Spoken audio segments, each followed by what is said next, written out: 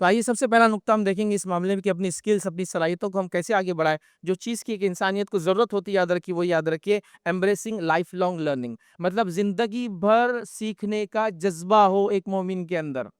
یہ بہت امپورٹنٹ سب سے اہم نقطہ ہے کہ زندگی بھر ایک انسان میں سیکھنے کا جذبہ ہو، لائف لانگ لرننگ، جذبہ چلتے ہیں سیکھنے کا. انبیاء علیہ السلام کی اگر آپ زندگی دیکھیں، چونکہ وہ دعوت کے مشن پر آئے تھے، اسلام کو لے کر آئے تھے، ان کے موت تک، آخری وقت تک وہ صرف اسلام کی، دین کی، توحید کی بات کر رہے تھے. حتیٰ کہ قرآن نے یہ فرمایا اور یہودیوں کو اس چیز کا جواب دیا جو وہ شرک کر بیٹھے تھے اور پتہ نہیں کیا کیا کر رہے تھے. اللہ رب العزت نے یہ جواب دیا اور کہا کیا اس وقت تم موجود تھے جب یعقوب کے موت کا وقت آیا؟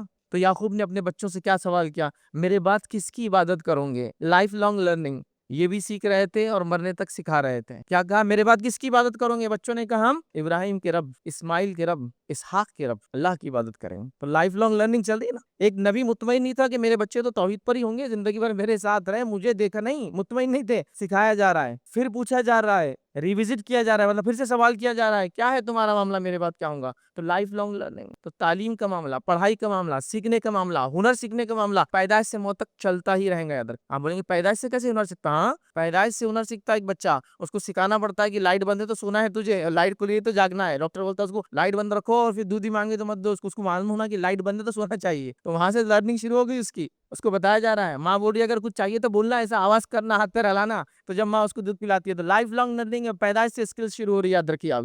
ٹھیک ہے، تو یہ ہم کو سیکھنا پڑے گا. یاد رکھو اسلام یہی چاہتا ہے کہ ہم زندگی بھر سیکھتے رہے، زندگی بھر آگے بڑھتے رہے. بتائیے ہمارے باپ آدم علیہ السلام کو جو فرشتوں کو فضیلت ملی، جو پوائنٹ، جو نقطہ اللہ نے بتایا فرشتوں کو کیوں آدم تم سے افضل ہے، وہ کیا تھا؟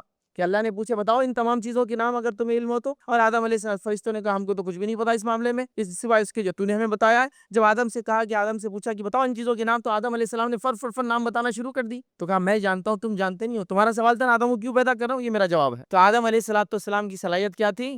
علم. جو ان کو اسماء، نام سکھائے تھے اللہ نے چیزوں کے، جو انہوں نے بول دیا. کیا جو بھی چیز جنت میں ہوں گی جس کے نام سکھائے گئے یا پتہ نہیں، واللہ عالم، جو دنیا میں آنے والی چیزیں تھی سب بتا دی گئی آدم علیہ السلام کو، انہوں نے اس کے نام لے لیے. تو یہی تو فضیلت تھی ہمارے والد کی دیگر مخلوقات پر. اور اگر ہم مسلمان جو اسلام میں ماننے والے ہیں، اسلام کو ماننے کا دعویٰ کرتے ہیں، اور ہم تعلیم اور علم میں پیچھے رہ جائیں، کیسے ہو سکتا ہے؟